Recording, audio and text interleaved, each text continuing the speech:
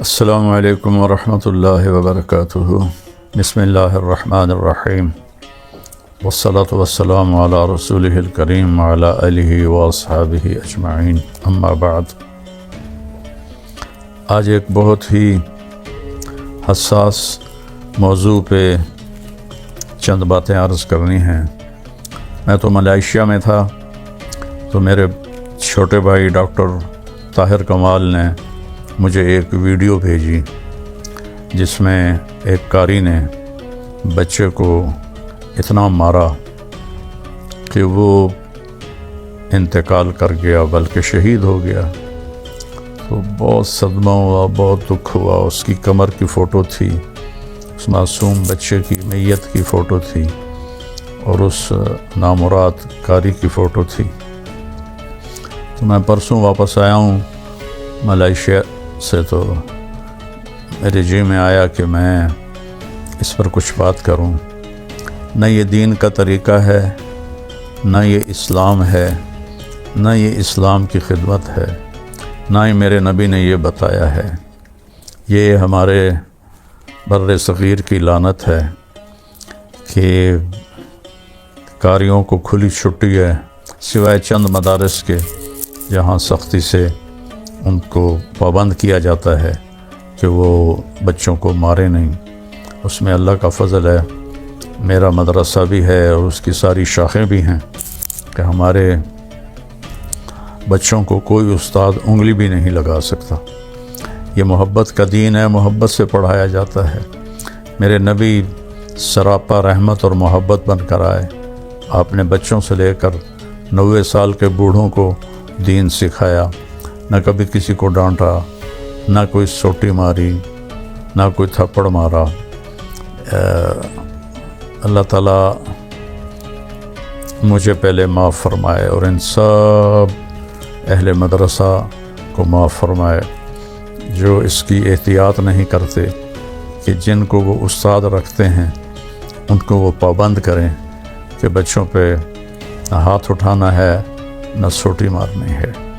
یہ منظر دیکھ کر تو لگتا ہی نہیں کہ وہ کوئی انسان تھا جس نے یہ سلوک کیا ہے۔ تو چوں کفر از کعبہ برخیزت کجا ماند مسلمانی، جب کعبے میں کفر ہوگا تو اسلام کہاں ہوگا؟ اسلام محبت کا دین ہے، اور میرے نبی کا فرمان ہے ان اللہ لا یعطی علی الرفق ما لا یعطی علی العنف۔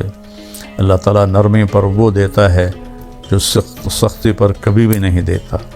اور آپ نے فرمایا لو کان الرفق خلقا لما رأى الناس خلقا احسن منہ۔ نرمی کی اگر کوئی شکل ہوتی تو اس سے زیادہ حسین شکل کوئی نہ ہوتی۔ ولو کان العنف خلقا لما رأى الناس خلقا اقبح منہ۔ اور اگر شدت اور سختی کی کوئی شکل ہوتی تو اس سے زیادہ بدصورت کوئی شکل نہ ہوتی۔ تو یہ شدت تو اسلام میں جائز ہی نہیں ہے، یہ تو ظلم ہے، یہ پڑھانا نہیں ہے۔ اس قسم کے قاری ظالم ہیں، اور بڑے دکھ درد سے کہنا پڑتا ہے کہ جتنے حفظ کے مدارس ہیں اس میں اکثریت 90-95% بچوں کے ساتھ قاریوں کا یہی حال ہوتا ہے، مار مار کے انہیں فنا کر دیتے ہیں۔ ایک دن اس بچے نے چھٹی کر لی تو اس کو پیار سے بھی سمجھایا جا سکتا تھا، لیکن اس کو اتنا مارا کہ وہ مر ہی گیا۔ ان بچوں کے والدین پہ کیا گزری ہوگی۔ یہ ہم اپنے بچپن میں جب پرائمری اسکول میں پڑھتا تھا، رئیس آباد اپنے گاؤں میں ہی پرائمری اسکول میں نے 5ویں جماعت پاس کی، اور پھر سینٹرل ماڈل اسکول کا ٹیسٹ اللہ کے فضل سے میں نے کلیئر کر لیا۔ پتہ نہیں وہ کس طرح ہو گیا، بہت فرق تھا۔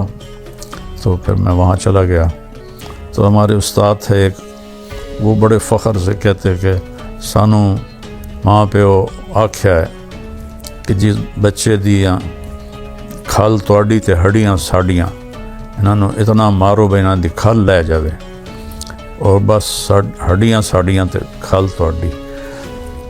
تو وہ پھر مارتے بھی اتنا ہی تھے، اتنا مارتے تھے کہ یا اللہ میری توبہ، اور میں تو چونکہ ایک علاقے کے با اثر آدمی کا بیٹا تھا تو مجھے نہیں مارتے تھے، نہ کبھی تھپڑ پڑا نہ سوٹی پڑی، لیکن باقی جتنے گاؤں سے بچے آتے تھے ان کو وہ بہت وحشیانہ طریقے سے مارتے تھے۔ اور یہی حال میں نے مدارس میں دیکھا ہے کہ اتنا مارتے ہیں، بچوں کی چیخیں ہوتی ہیں اور وہ ایسے ظالم ہوتے ہیں کہ ان کے کان پہ جو نہیں رینگتی، کوئی دل پہ اثر نہیں ہوتا، ایک معصوم بچہ دھاڑ دھاڑ رو رہا ہے اور اس پہ سوٹیاں برسا رہے ہیں۔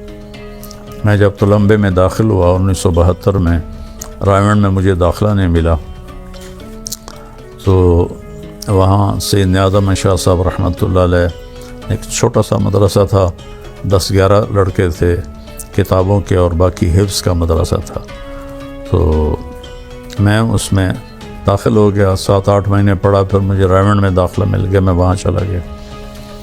تو وہاں میں حفظ کی جو کلاس تھی وہ ہمارے سامنے ہوتی تھی، تو ان کے قاری صاحب اس بے رحمی سے بچوں کو مار رہے ہوتے تھے۔ اب میں کالج سے آیا تھا تو مجھے اندر ہی اندر اتنی شدید قسم کی سب ایک نفرت ہوتی تھی کہ یہ تو میرے نبی کا طریقہ نہیں، یہ تو اسلام نہیں۔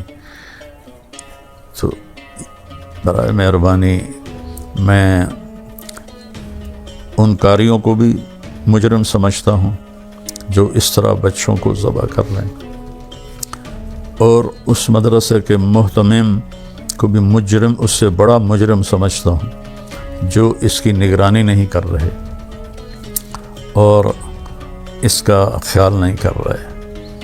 مجھے ایک واقعہ یاد آیا کہ مفتی رفیع صاحب رحمۃ اللہ علیہ دارالعلوم کراچی، انہوں نے سختی سے منع کیا ہوا تھا کہ بچوں کو، مجھے کسی نے سنایا اس لیے میں روایت نقل کر رہا ہوں، چشمدید نہیں ہے، نہ ہی ان سے براہ راست سنا ہے، لیکن ایک معتبر آدمی سے سنا، تو وہ لگے ہوئے تھے کیمرے، یا کسی نے جا کر بتایا کہ اس طرح قاری صاحب نے مارا ہے، تو مفتی رفیع صاحب رحمۃ اللہ علیہ بذات خود اس کلاس میں تشریف لے گئے اور اس قاری کو بہت سخت ڈانٹا اور سختی سے اس کو منع کیا کہ تم نے آئندہ ہاتھ بھی نہیں اٹھانا۔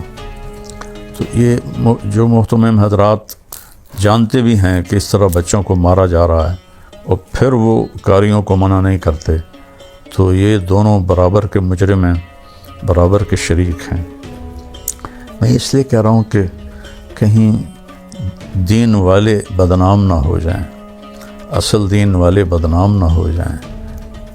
الرسول المعلم، علامہ عبد الفتاح ابو غدہ نے ایک کتاب لکھی ہے کہ اللہ کے نبی بطور معلم، بطور مدرس، وہ کتاب میں نے پڑھی، وہ اپنے مضمون کی پہلی کتاب ہے، ان منفرد کتاب ہے۔ میں نے اپنے سارے مدرسے کے اساتذہ سے کہا کہ اس کتاب کا آپ لوگ مطالعہ کرو کہ آپ نے کیسے پڑھایا۔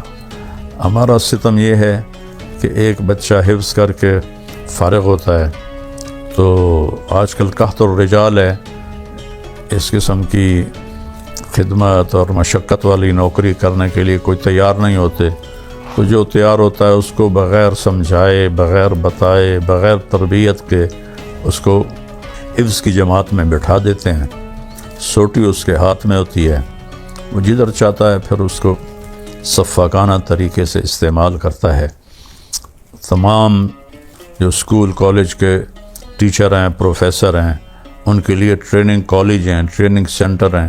میں سینٹرل ماڈل اسکول پڑھتا تھا تو ہمارے اسکول کے ساتھ ہی ایک سینٹرل ٹریننگ کالج تھا جس میں پورے پنجاب سے ٹیچر آتے تھے، جنہوں نے آگے ٹیچنگ کرنی ہوتی تھی، ان کو وہاں تربیت دی جاتی تھی، حفظ کر کے آ گیا اور اس کو آپ استاد بنا کے بٹھا دیتے ہو، کوئی اس کی تربیت کرو، کوئی اس کی ٹریننگ کرو۔